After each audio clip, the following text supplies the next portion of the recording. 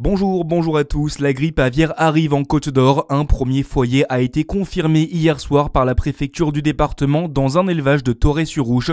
Des mesures de précaution sont mises en place par les autorités dans des rayons de 3 et 10 km autour des élevages contaminés. Un exercice militaire grandeur nature dans le Jura mardi dernier. L'opération Centaurex 2025 s'est déroulée au-dessus du lac de Vouglan dans le sud du département. Une mission qui se déroule en conditions réelles pour tester la réactivité des réservistes face à une simulation d'attaque. Deux autres opérations se déroulaient simultanément autour de l'aéroport de Dole et en périphérie de l'usine chimique Solvay. Un violent accident hier en début d'après-midi sur les routes de Saône-et-Loire, juste à côté du Tournu.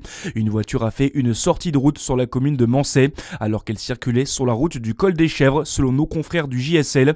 Le véhicule avec à bord la conductrice a dévalé la pente et terminé plusieurs mètres en contrebas. La femme d'une cinquantaine d'années a été blessée et transportée à l'hôpital de Chalon-sur-Saône. C'est un phénomène qui touche la plupart des départements français. Le nombre d'aires d'accueil de gens du voyage est insuffisant. La Côte d'Or n'y échappe pas. Près d'une vingtaine de faits de stationnement hors zone réglementée a été recensé par la préfecture depuis le début de l'année. Un problème qui commencera à se résoudre à partir de cet automne, Baptiste Berthelin. Oui, les occupations illicites sont nombreuses depuis plusieurs années en Côte d'Or. Les aires sportives sont souvent en prise d'assaut par les gens du voyage, faute d'emplacements suffisants pour s'installer. C'est dans ce contexte que les besoins d'habitat de la communauté seront revus grâce à la révision du schéma départemental d'accueil des gens du voyage jusqu'en 2031. Le but, pallier le manque d'espace attribué à leur installation.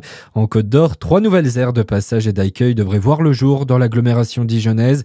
Un sujet qui pourrait bien revenir sur la table lors des élections municipales en mars prochain. À l'heure actuelle, seulement 12 départements ont réalisé les prescriptions inscrites à leur schéma départemental. Le taux de réalisation des aires de grand passage était de 65% en France en 2024.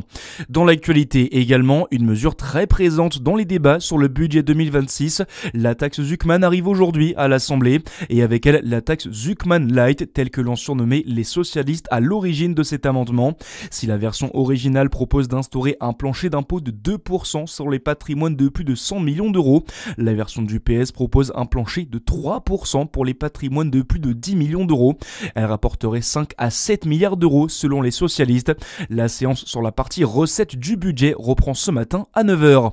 Et puis en sport, en basket, Victor Wembanyama est décidément inarrêtable. Le Français a marqué 27 points la nuit dernière avec les San Antonio Spurs en NBA face à Miami. Les Spurs ont gagné 107 à 101, 5e victoire consécutive pour San Antonio.